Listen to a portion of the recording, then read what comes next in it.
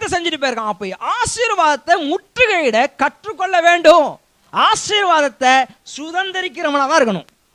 ஆசீர்வாதம் ஒன்று சொன்னா எங்க எங்க எங்க எங்க எங்க எங்க அப்படின்னு எட்டி பார்க்கிறவனா இருக்கணும். அப்பதாங்க அதெல்லாம் வேலை செய்யும். அவன் பாருங்க அவ்வளோ டயர்ட்ல நடந்து வந்து விட்டானா பாருங்க. நம்ம என்ன செய்வோம், இன்னைக்கு கொஞ்சம் வேலைக்கு ஜாஸ்தியாக போயிடுதுன்னா டயர்டாக படுத்துரும்.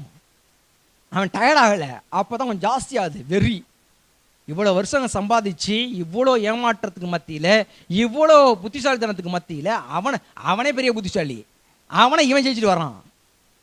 லாபான் எவ்வளோ பெரிய புத்திசாலி, அவங்ககிட்ட இவன் டகால்ட்டி வேலையை காட்டி வந்துருக்கான்.